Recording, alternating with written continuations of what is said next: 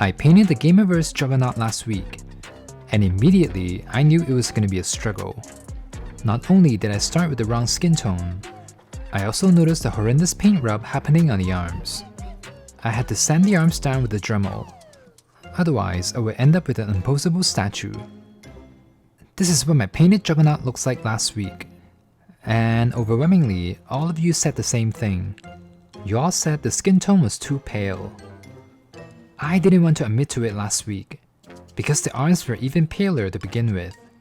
I didn't want to risk adding more layers as I didn't want to sand the figure again. Also, I ran out of time, so I figured it's better to put a video out and have it documented. I didn't even end the video with photos. Boo. But it's kind of a blessing in disguise, because all of your feedback was the same. You all said I just need to fix the skin tone. So I'm gonna do that today, and finish Juggernaut properly. But before I start, look what I picked up this week. I found the 85 years Ghost Rider figure for $35 Canadian. The box is all banged up, which is probably why it's so cheap. But I think this is still a steal. As you guys know, I mostly collect live action or animated figures, but I really like what they did with Ghost Rider. He looks so cool. And since the box is all banged up anyway, there's no point for me to keep it boxed. So what should I do with him? Give me some suggestions. Alright, let me finish the Juggernaut now. Hello, this is Ken. I like making things. Whether it's repainting my figures or making diorama displays, I love making things look awesome. My goal is to elevate my figures so they can shine on my display. Join my DIY adventure as I ask myself the same question every week. Can I make it?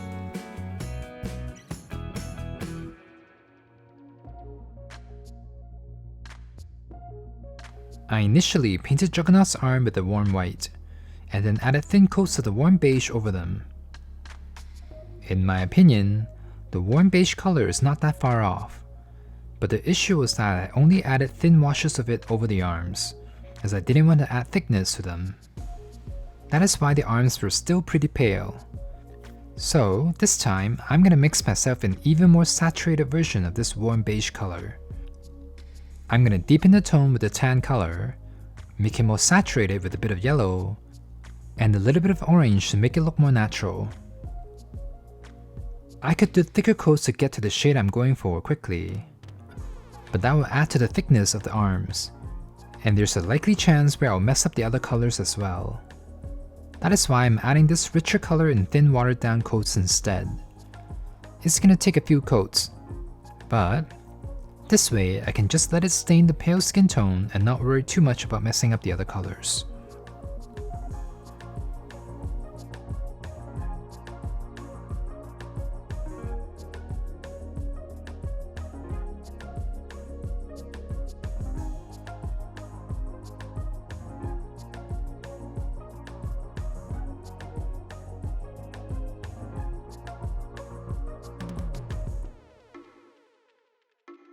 Alright, here's what the Juggernaut looks like with one arm painted.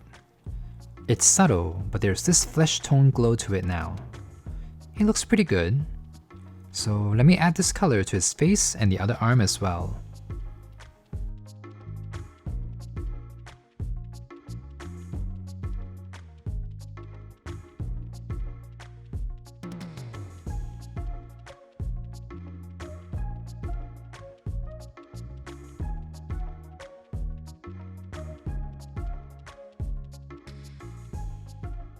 There we go.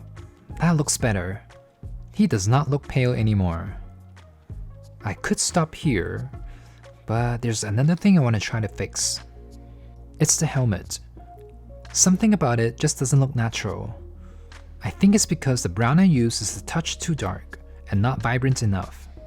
So I want to try brightening it up and add a bit of orange hue to it. Let me do a quick test on his neck first. I want to make sure the color looks right before I add it all over the helmet and chest. This area is hidden anyway. Ooh, look at the neck. It is brighter and appears more orangish. Perfect. This should work. So let me add it to his upper body too. The thing I'm most worried about is that the color may turn out patchy. So I'm going to try my best to apply one even thin coat at a time, and add more if necessary.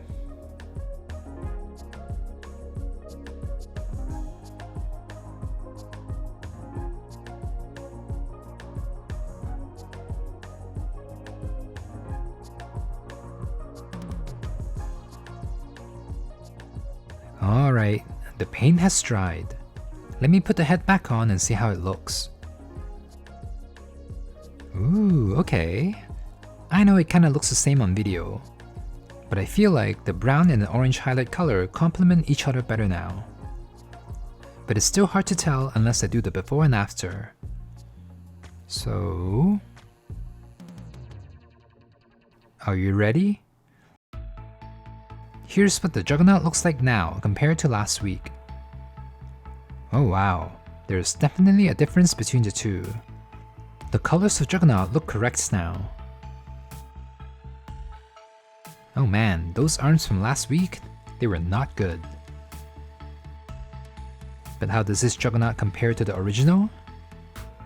Okay, I'm clearly biased here, but I like mine more. I know that Juggernaut has that reddish-brown color in other medium, but I do think my version is much closer to how he looked in the game. Now, that doesn't mean the original is bad at all. The original figure is perfectly fine the way he is as Juggernaut, but I'm going for that cel-shaded look from the game. My goal is to end up with a handful of these cel-shaded Gamerverse figures so I can recreate that arcade look. What do you think? Do you like what I've done? Are the arms good now? Let me know down below. I know cel-shading isn't for everyone, but I honestly really like how he looks, especially in front of the background they provided. It totally adds to that 2D cel-shaded look.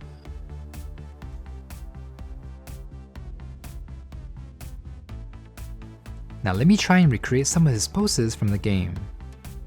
The good thing is, I can move the arms fine without paint rub. I'm also being very gentle and not forcing the poses on Juggernaut.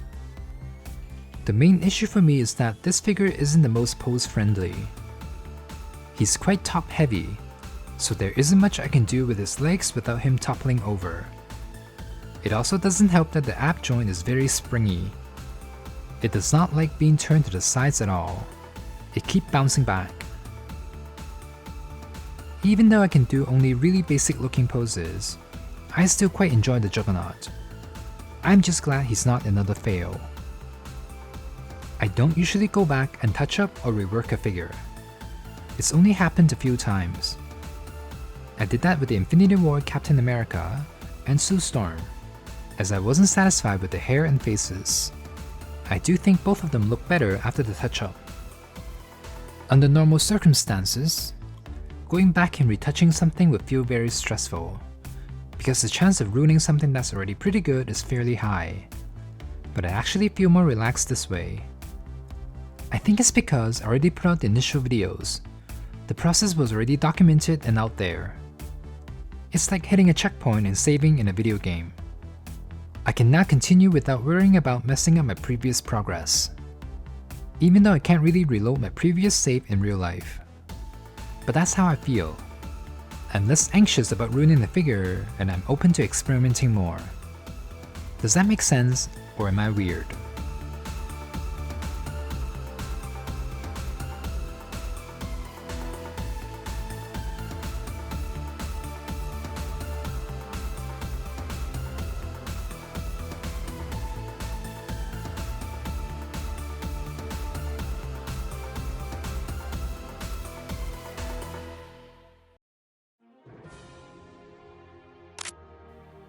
Anyway, I hope you enjoyed today's video.